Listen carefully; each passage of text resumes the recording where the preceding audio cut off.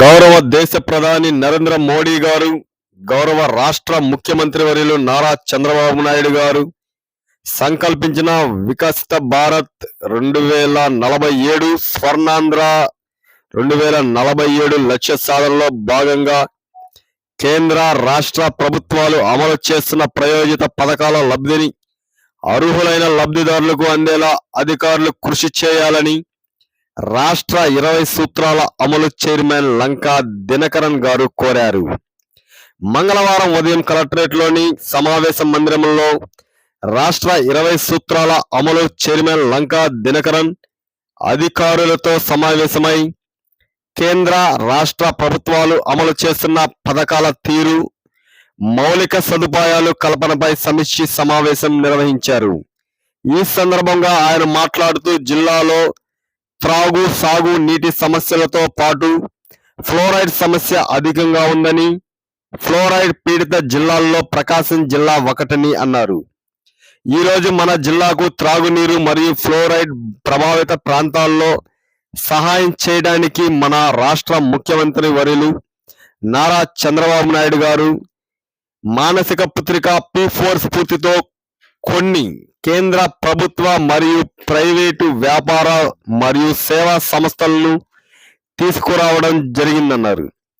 జిల్లా వ్యాప్తంగా అవసరమైన ప్రాంతాల్లో మౌలిక సదుపాయాల కల్పన ద్వారా ఫ్లోరైడ్ సమస్యకు చమరగీతం పాడితేనే వికసిత భారత్ మరియు స్వర్ణాంధ్రలో ప్రకాశం జిల్లా భాగస్వామ్యం కాగలదని ఆయన తెలిపారు. జిల్లాలో ఉన్నటువంటి త్రాగు సాగు నీటి సమస్యపై ఫ్లోరైడ్ సమస్య పరిస్థితులు తీవ్రత ఏ విధంగా ఉంది, వాటి ప్రభావం ప్రజలపై ఏ విధంగా ఉంది సహేతుకంగా వివరిస్తూ ఆయా సమస్యల పరిష్కారానికి తీసుకోవాల్సిన చర్యలపై పూర్తి స్థాయిలో నివేదిక ప్రతిపాదనలు పంపాలని శ్రీ దినకరన్ అధికారులను కోరారు. ఈ సందర్భంగా జిల్లాలో ఉన్నటువంటి త్రాగునీటి సమస్యపై క్షుణ్ణంగా సమీక్షించి తగు సూచనలు చేశారు. అలాగే ఫ్లోరైడ్ సమస్య ప్రభావం జిల్లాలో ఎలా ఉంది, ఫ్లోరైడ్ నివారణకు తీసుకుంటున్న చర్యల గురించి అధికారులను అడిగి తెలుసుకున్నారు.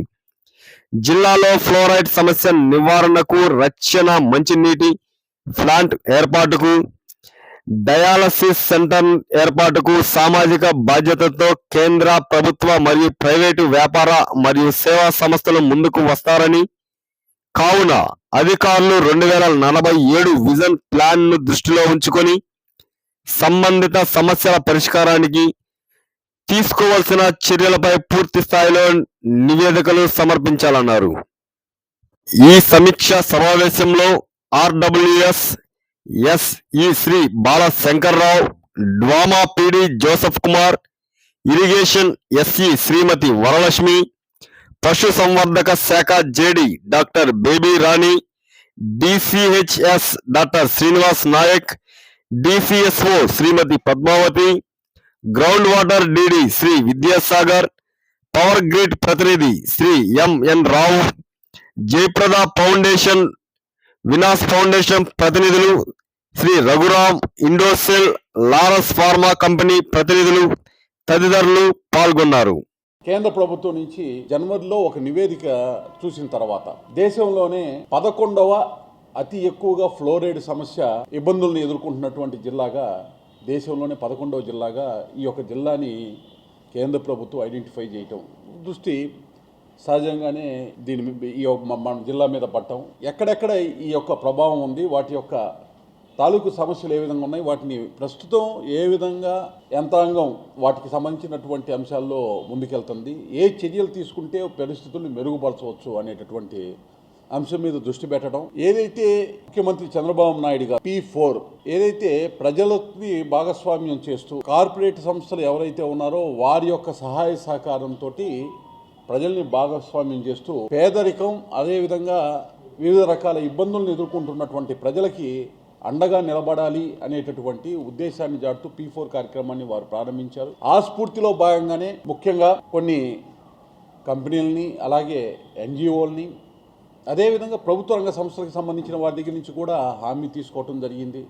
ముఖ్యంగా ఈరోజు ప్రత్యేకత ఏంటంటే ఒకవైపు అధికారులతోటి సమీక్ష చేస్తూనే ఎవరైతే కార్పొరేట్ సోషల్ రెస్పాన్సిబిలిటీ కింద సహాయ సహకారాలు అందించేటటువంటి దానికి ముందుకు వస్తారో ఆ కంపెనీలని వారిని ఆ సంస్థను కూడా ఆహ్వానించడం జరిగింది. ముఖ్యంగా కేంద్ర ప్రభుత్వ సంస్థ పవర్ గ్రిడ్ కార్పొరేషన్ నుంచి మా రావు గారిని ఆహ్వానించాం. వారు ఇప్పటికే కార్పొరేట్ సోషల్ రెస్పాన్సిబిలిటీ కింద ఈ యొక్క రాష్ట్రంలో 62 కోట్ల రూపాయల పైచీలకు విలువైనటువంటి సహాయ సహకారాలు అందించారు. దానిలో వారి పాత్ర చాలా కీలకం. ఏదైతే ఫ్లోరైడ్ సమస్యకి సంబంధించి ప్రకాశం జిల్లాలో ఒకవైపు త్రాగునీరు ఇబ్బందులుంటే మరోవైపు ప్రకాశం జిల్లాలో ఫ్లోరైడ్ సమస్య అనేది కూడా ఒకటి తీవ్రంగా ఉంది. సాగునీరు సమస్య ఉంది, దానికి తోడు ఫ్లోరైడ్ సమస్య చాలా ఎక్కువగా ఉంది. జిల్లాలో మొత్తం 729 పంచాయతీల్లోని 1769 గ్రామాలకు గాను 1009 గ్రామాల్లో ఫ్లోరైడ్ సమస్య ఉంది. అయితే దీనిలో తీవ్రతను బట్టి మళ్ళీ కేటగిరైజేషన్ చేయడం జరిగింది. ప్రస్తుతం ఫ్లోరైడ్ సమస్యను ఎదుర్కోవడానికి మొత్తం 27 గ్రామాల్లో సురక్షిత త్రాగునీటికి సంబంధించినటువంటి సౌకర్యాన్ని ప్రభుత్వం కల్పిస్తుంది. దానితో మళ్ళీ హ్యాబిటేషన్స్, ఆ పంచాయతీల్లో హ్యాబిటేషన్స్ కూడా ఉన్నాయి, వాటన్నిటికీ కూడా కల్పిస్తూ ఉంది. ముఖ్యంగా కనిగిరి పరిధిలో 339 హ్యాబిటేషన్స్, దర్శి పరిధిలో 120 హ్యాబిటేషన్స్, మార్కాపురం పరిధిలో 113 హ్యాబిటేషన్స్లో ఫ్లోరైడ్ సమస్య చాలా తీవ్రంగా ఉంది. పేదల్ని ఏ విధంగా అయితే ఆరోగ్యవంతులుగా ఆర్థికంగా తీర్చిదిద్దాలి అనేటటువంటి ఉద్దేశాన్ని చాటారో అందులో ఆ యొక్క స్ఫూర్తిలో భాగంగా ఆరోగ్యంగా ఉంటేనే ఆర్థికంగా వాళ్ళని బలోపేతం చేయగలం ఏదన్నా కార్యక్రమాలు తీసుకొని. అందులో భాగంగా ఈ P4లో భాగంగా ఎక్కడ వాటర్ ట్రీట్మెంట్ ప్లాంట్లు అవసరమో, ఎక్కడ డయాలసిస్ సెంటర్లు అవసరము అనేటటువంటి అంశాన్ని కూడా కిడ్నీ బాధితులు ఆదుకోవటానికి కూడా దానికి కావాల్సినటువంటి దాన్ని CSR ద్వారా నిధులు రాబట్టడానికి ఈ యొక్క సంస్థలని అన్నింటినీ కూడా ముందుకు తీసుకురావడం జరిగింది. ఇంకా అనేక సంస్థలను తీసుకురావడం జరుగుతుంది. జిల్లా వ్యాప్తంగా అవసరమైనటువంటి ఆయా ప్రాంతాల్లో అవసరమైనటువంటి మౌలిక సదుపాయాల కల్పన ద్వారా ప్రధానమంత్రి నరేంద్ర మోడీ గారు వికసిత్ భారత్ అనేటటువంటి సంకల్పాన్ని చాటుతున్నారు. ముఖ్యమంత్రి చంద్రబాబు నాయుడు గారు స్వర్ణాంధ్ర ధ్యేయాన్ని వారు చాటుతున్నారు. 16వ ఆర్థిక సంఘం వచ్చింది ఈ మధ్యనే. 16వ ఆర్థిక సంఘం వస్తే మేము రిప్రజెంట్ చేయడం జరిగింది. 16వ ఆర్థిక సంఘానికి వ్యవసాయ సాయిల్ హెల్త్ శాంపుల్ సేకరణలో 100% పూర్తి చేసినట్టు, సామాజిక అభివృద్ధిలో భాగంగా స్వయం సేవా బృందాలకు రివాల్వింగ్ ఫండ్ ఇచ్చే దానిలో కూడా 100% కూడా ఫలితాలు సాధించినట్టు అధికారులు తెలియజేశారు. ఏదైతే ర్యాంకింగ్ ఎవ్రీ ఇయర్ ర్యాంకింగ్ ఇస్తారు ఈ యాస్పిరేషన్ బ్లాక్కి సంబంధించి మనం చేస్తున్నటువంటి కార్యక్రమాలకి సంబంధించి కేంద్ర ప్రభుత్వం ఆ ర్యాంకింగ్లో కూడా అత్యున్నత ఫలితాలు రాబట్టేటటువంటి విధంగా మన జిల్లా ఉండాలని కూడా అధికారులకి తెలియజేయడం జరిగింది. వెనుకబడిన ప్రాంతాల అభివృద్ధి ధ్యేయంగా కేంద్ర ప్రభుత్వం నీతి ఆయోగ్ ఏ అయితే ఈ పథకాలని యాస్పిరేషన్ బ్లాక్లో అమలు చేస్తూ ఉన్నారో వాటిని సమర్థవంతంగా అమలు చేయాల్సినటువంటి బాధ్యత అధికారుల మీద ఉందని వారికి తెలియజేయడం జరిగింది. చివరిగా కరువుకి సంబంధించి కూడా చర్చ జరిగింది. మొత్తం కూడా రాష్ట్ర వ్యాప్తంగా 51 మండలాలు కరువు మండలాలుగా ప్రకటిస్తే ప్రకాశం జిల్లాలో 17 మండలాలు కరువు మండలాలుగా ఇక్కడ ఉన్నటువంటి పరిస్థితి.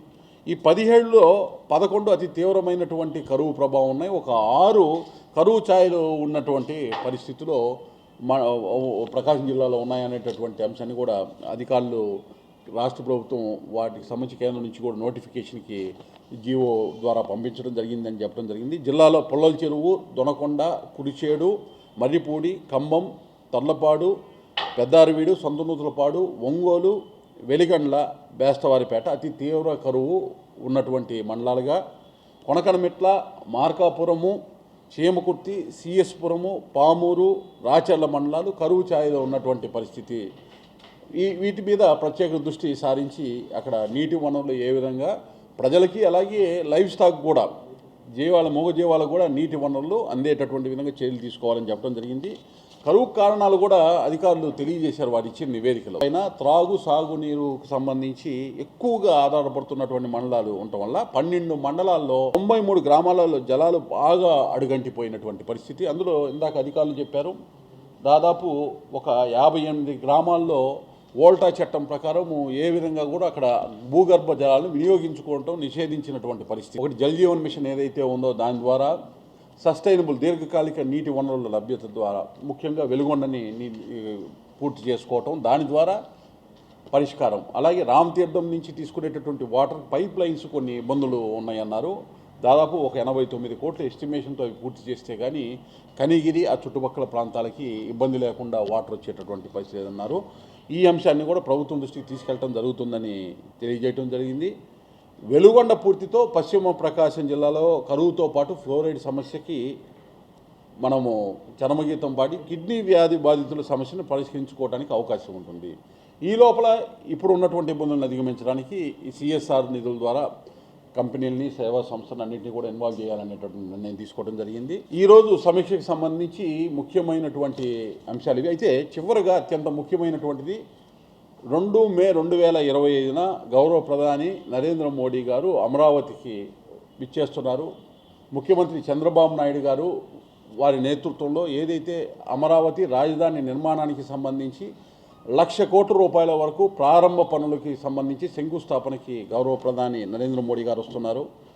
మనందరి రాజధాని అమరావతికి సంబంధించి మీరందరూ కూడా ప్రతి ఒక్కరూ కూడా ఆహ్వానం పలకటానికి ప్రజలందరికీ కూడా ఆ యొక్క కార్యక్రమానికి ఇచ్చేసి దిగ్విజయంగా ప్రధానమంత్రి నరేంద్ర మోడీ గారికి ఆహ్వానం తెలపాలి, వారికి శుభాకాంక్షలు తెలపాలని తెలియజేస్తూ ఈ యొక్క కార్యక్రమాన్ని, ఈ యొక్క ప్రెస్ మీట్ని కవర్ చేయడానికి వచ్చినటువంటి ప్రింట్ అండ్ ఎలక్ట్రానిక్ మీడియా మిత్రులందరికీ కూడా ధన్యవాదాలు, కృతజ్ఞతలు. 3 సంవత్సరాలకు ఒకసారి ఆ నిర్ణీతమైన ఎత్తు దాటిన తర్వాత నీరు రావాలంటే 3 సంవత్సరాలకు ఒకసారి వస్తుంది. ఆ వాటర్ సోర్స్ ఇస్తే ఇక్కడ మొత్తం కూడా వెనకబడిన ప్రకాశం జిల్లాకి సంబంధించి ఇబ్బంది పోద్ది, స్టోరేజ్కి కూడా వాటర్కి నదుల అనుసంధానంలో ఉపయోగపడుద్దని చెప్పినప్పుడు ఇమ్మీడియట్గా 2వ తారీఖు ఉదయం 10 గంటలకల్లా నిమ్మల రామానాయుడు గారు మంత్రి గారి దగ్గర నుంచి నాకు ఫోన్ వచ్చింది. 3ంటికి ఇవాళ అసెంబ్లీ అయిపోయిన తర్వాత 2వ తారీఖు మనం కూర్చుందామని. వారు ఓఎస్డీని అలాగే ఈఎన్సీ గారిని నిమ్మల రామానాయుడు గారు ముగ్గురు మేము కూర్చొని చర్చించిన తర్వాత మొన్న మార్కాపురం వచ్చినప్పుడు గౌరవ ముఖ్యమంత్రి గారు అనుసంధానంలో వెలుగొండని కూడా చెప్పడం జరిగింది. అయితే నేను పని అయ్యే వరకు ప్రెస్ మీట్లో మాట్లాడకూడదు అనుకున్నాను. ఇంకా ముఖ్యమంత్రి గారు చెప్పిన తర్వాత అవసరం కుదరలేదు. ఇప్పుడు మీరు ప్రశ్న ఇచ్చారు కాబట్టి ఇది ఏంటి అనేది ఇది నేను సమాధాన రూపంలో నేను ఏం చేశానని చెప్పుకునే అవకాశం కలిగి దానికి సంబంధించి కూడా సంపూర్ణంగా చాలా కమిట్మెంట్తో ఉన్నారు. వివిధ రకాల యాంగిల్స్లో నిధులు తెచ్చి రాష్ట్ర బడ్జెటే కాదు వేరే మార్గాలు కూడా మేము కూడా కొన్ని లేఖల్లో సూచించడం జరిగింది, ఎట్లా నిధులు వస్తాయి అనేటటువంటిది కూడా. ఎందుకంటే నేను అక్కడ కూర్చున్నాక ప్రత్యేకమైన దృష్టి పెట్టకుండా ఎట్లా ఉంటాం, ఇవాళ ఆ దృష్టి ఉంది కాబట్టే కదా పెద్దలందరినీ తీసుకొచ్చి ఇక్కడ ఒక ప్రారంభం కావాలి అనేటటువంటి దాంతో కదా ఈ కార్యక్రమం తీసుకుంది. కాబట్టి తప్పనిసరిగా ఈ యొక్క కార్యక్రమంలో చివరి కంక్లూజన్ కూడా మీరు చూశారు. వెలుగొండ అయితే వీటన్నిటికీ పరిష్కారానికి సమస్యలకి పరిష్కారం వస్తుంది అనేటటువంటి దాన్ని మినిట్స్లో కూడా రాసి ముఖ్యమంత్రి గారికి చేరుస్తున్నాం. తప్పనిసరిగా వెలుగొండన పూర్తి చేసేటటువంటిది సాధ్యమైన త్వరగా ఏదైతే ఆ షెడ్యూల్స్ చెప్పారో యాజ్ ఇట్ ఈజ్ కాబట్టి ఒక 6 నెలలు అటు ఇటుగా మిగతా వాళ్ళగా పూర్తి కాకుండానే గేట్లు ఎత్తి నీళ్లు వచ్చేసినని చెప్పే రకమైనటువంటి విధంగా కాకుండా